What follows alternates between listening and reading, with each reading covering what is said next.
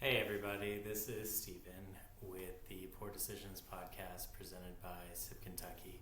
So today we've got a pretty fun episode in my opinion. We're going to be talking kind of all things about the Kentucky Bourbon Trail. So like we always do, I'll start off by telling you what I'm drinking today.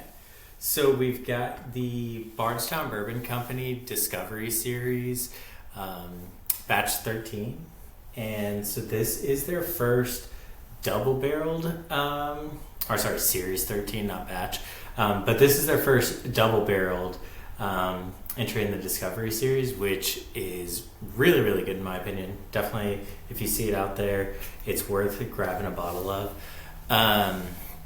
So a couple things when we get into the Kentucky Bourbon Trail is there's kind of like a lot of myths and thoughts and predispositions. There's a bunch of different ways you can skin this cat, but there's no right or wrong in there. And I think that's an important thing to kind of talk about. So, there's no like official end to the Kentucky Bourbon Trail, but there is an official like start in my opinion. So if you go to the Kentucky Bourbon Trail's website, they'll tell you that their official like visitor center starting point is at the Fraser History Museum right here in Louisville.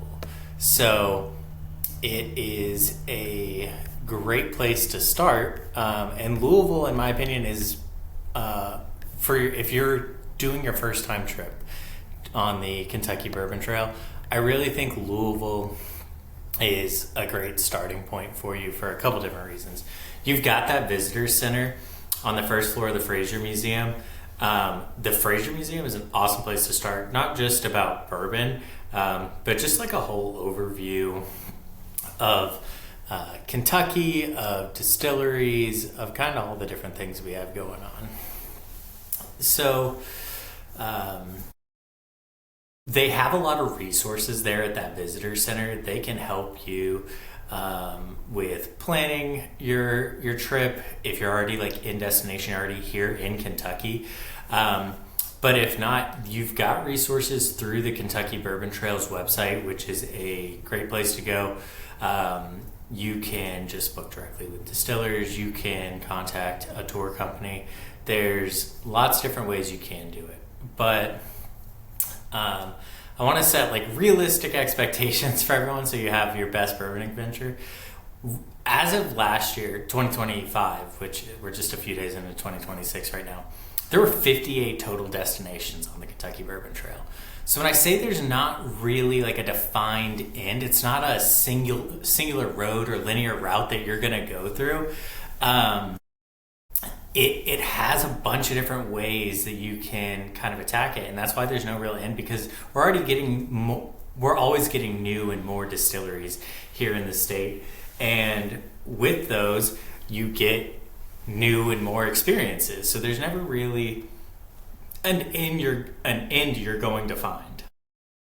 You have all the different regions for the distilleries.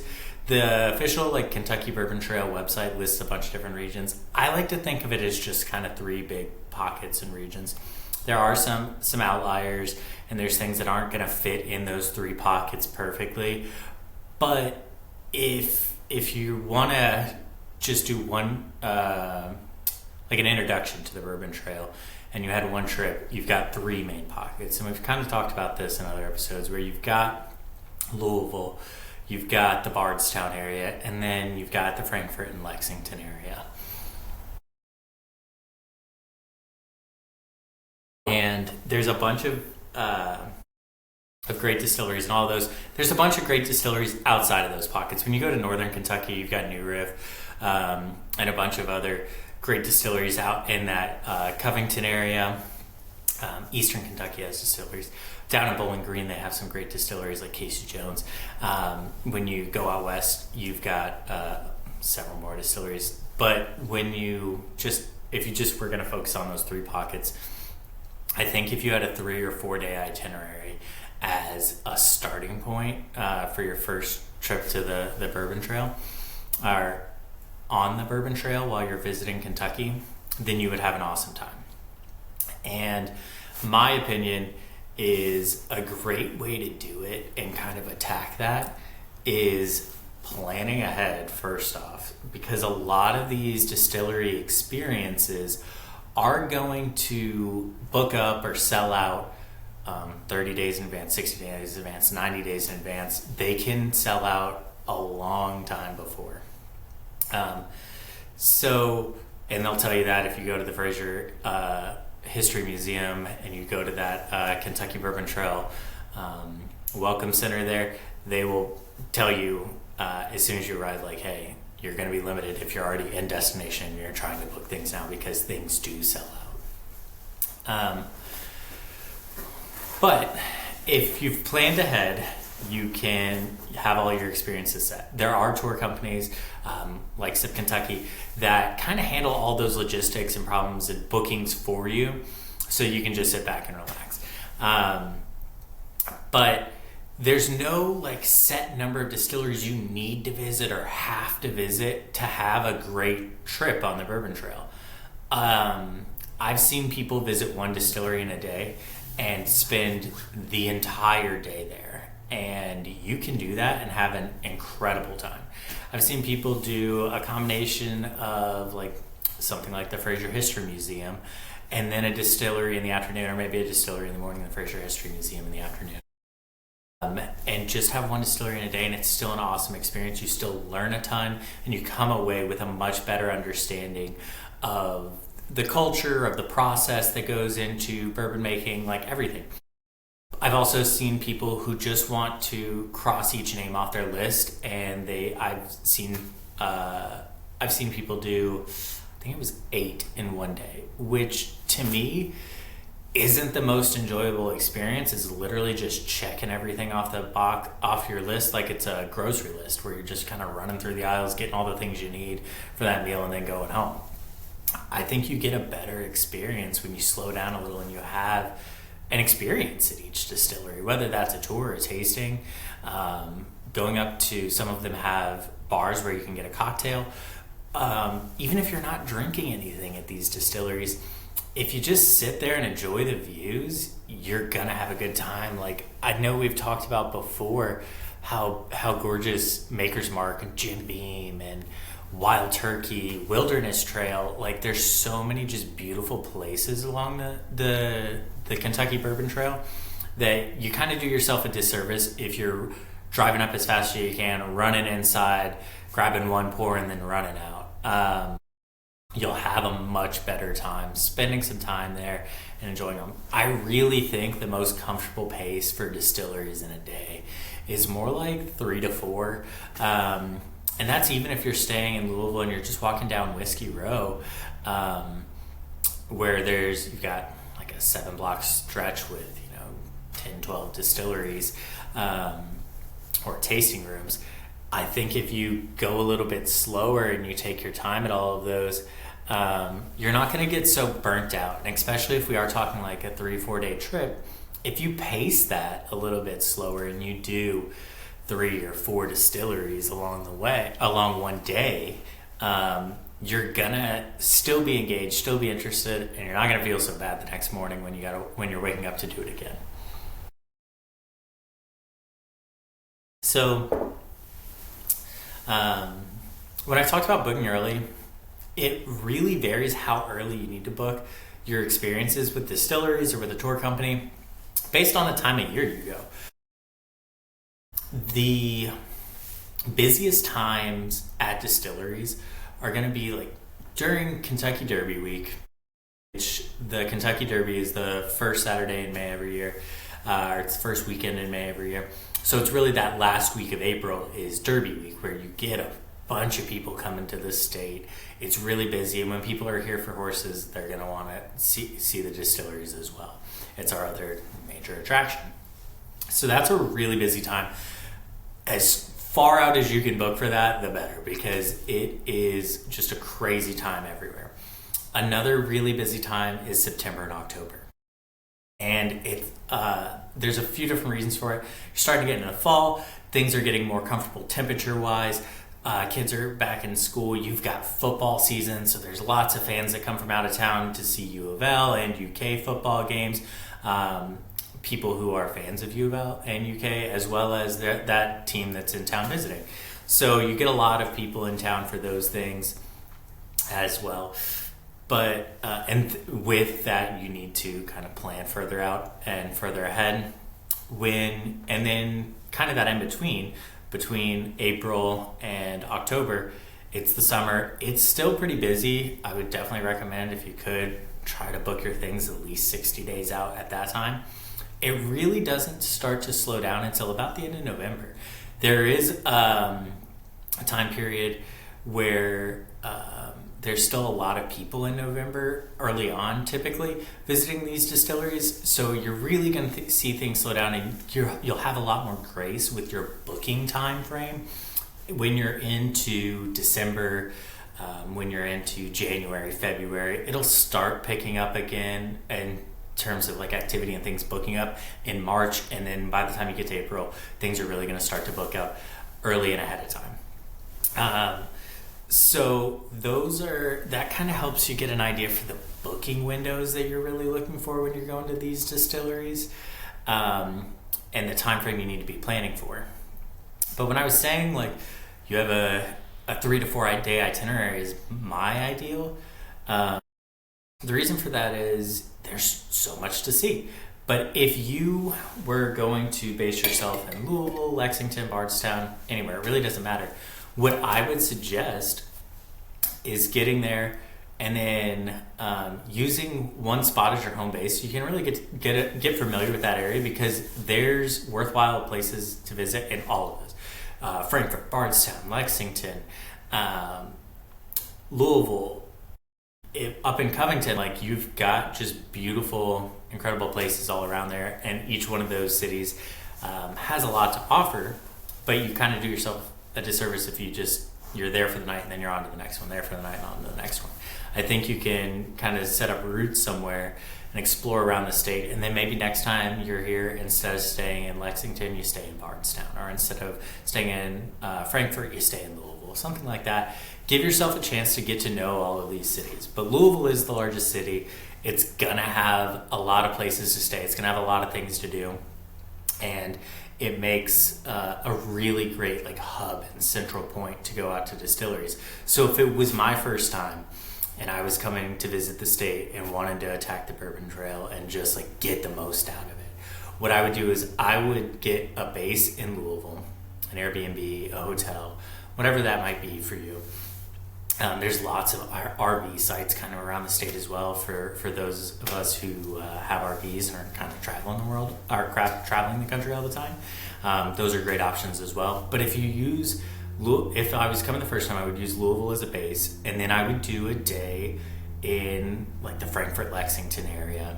Hit up places like Four Roses and Lawrenceburg, Wild Turkey, Woodford Reserve, Castle and Key, Wilderness Trail, all of those in that area. You've got Town Branch Distilling, James E. Pepper, RD1. Like there's a bunch of great distilleries out, Bluegrass Distilleries. There's so many great distilleries out in that area.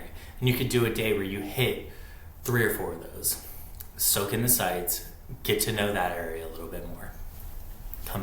Come back to Louisville, spend the night, have a great meal someplace, and then in the morning you go out to like the Bardstown area, and there you've got Maker's Mark, Limestone Branch, Lux Row, Heaven Hill.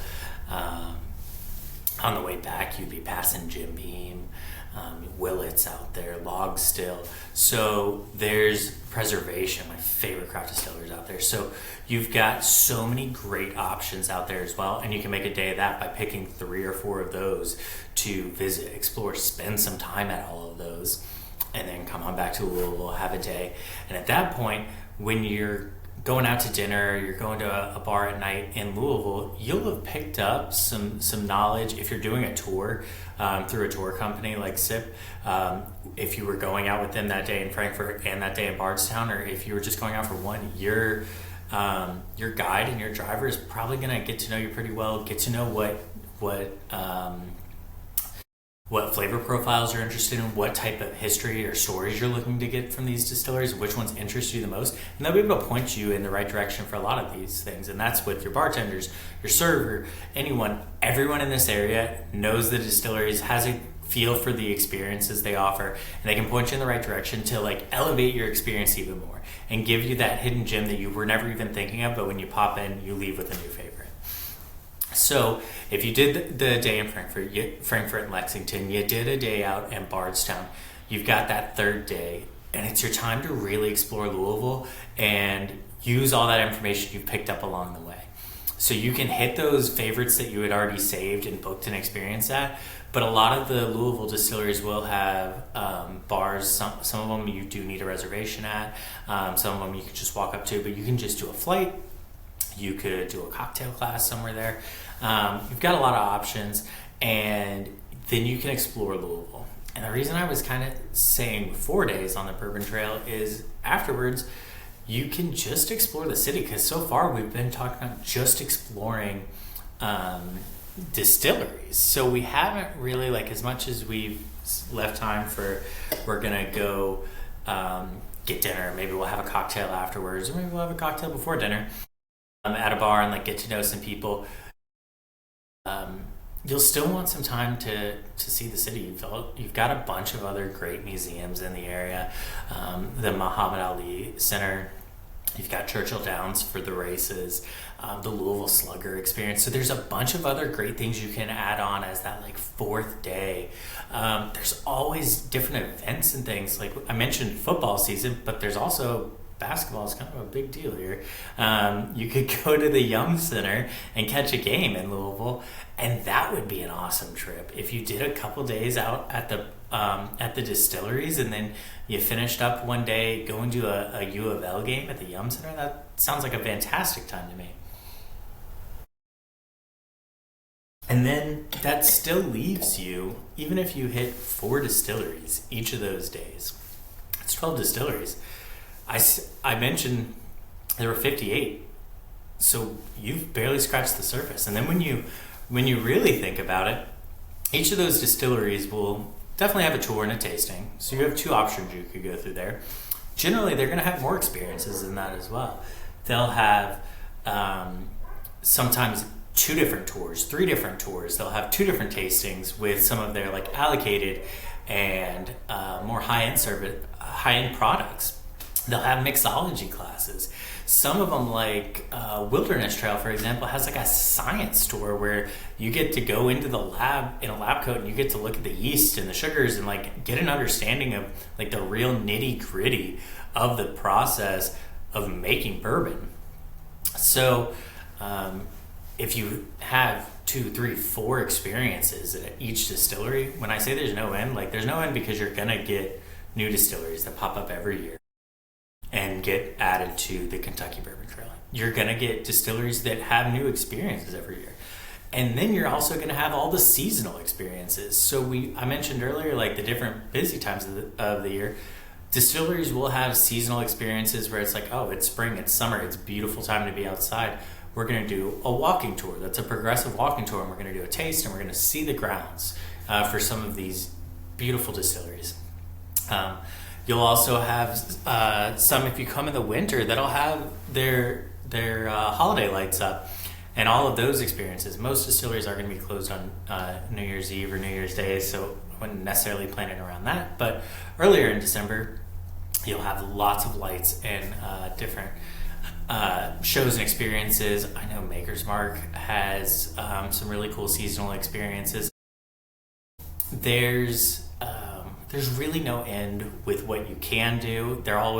Companies are always coming out with new products, with aside from like new products and new labels, they'll have new series. Like what we started the show talking about, Bardstown Bourbon Company is on Series 13. So if you had come 2 years ago, that wouldn't be there. If you had come 2 months ago, that wouldn't have been on the shelf for you to taste and experience. So you'll get new expressions from their whiskeys. You'll get new experiences from their staff. You'll seasonally see very different parts of of the state, or like a different view of the state when you see it in its those green rolling hills versus you come in the fall and it's the leaves changing all over the place, and that whole level of beauty. You come in the winter and you see those seasonal lights out. You're here in the spring, and maybe after you visit a distillery, you go to one of the thoroughbred farms and you get to see a mare and a newborn baby. Like there's really no limit to how many times you can come and experience it and have a completely different experience. And so that's one of the things that makes the Kentucky Bourbon Trail just so special and worth visiting over and over and over again. But I really think the big takeaways I hope everyone gets and learns from this is it's really important to pace yourself kind of every day. You don't want to overconsume. If you're feeling too good, you got too much of a buzz, you're really not going to enjoy your day. And then it might make it so you're not going to enjoy the next day. Plan ahead, especially if you're coming in the busy season. The earlier you can get your things booked and planned and set, the happier you're going to be, the more relaxed your days are going to be. So you're not rushed and concerned and like, oh, I can't get in here and this was my favorite place. And then aside from, being safe day to day and pacing yourself and planning ahead, just relax. Like there's no rules. There's no wrong way to do this. You're just going there to have your experience and take away what you were looking for from the Bourbon Trail. When people are talking about like long distance hiking, they always say like hike your own hike, and that's the Appalachian Trail, the Pacific Crest Trail, and that's how I feel like you should approach the Bourbon Trail. Like do the Bourbon Trail your own way. There's no right or wrong way. If you do just want to visit all of them in the shortest amount of time possible, I'm sure you could do it in less than a week. If you wanted to take it as slow as possible and you wanted a full day at each distillery, do that and you will have your best time. So I think that's really the important thing is do it your way, have fun with it, get out there, explore all of it. You're gonna have a great time. If every time you come you want to go back to your favorite distillery and just see what they're doing different this season or this year, do that. But a little bit of thoughtful planning is going to give you better tastings, better memories, and you're going to have better pours along the way because of that. So that's all I've got for us today. I hope you guys tune in next time. But until then, keep sipping.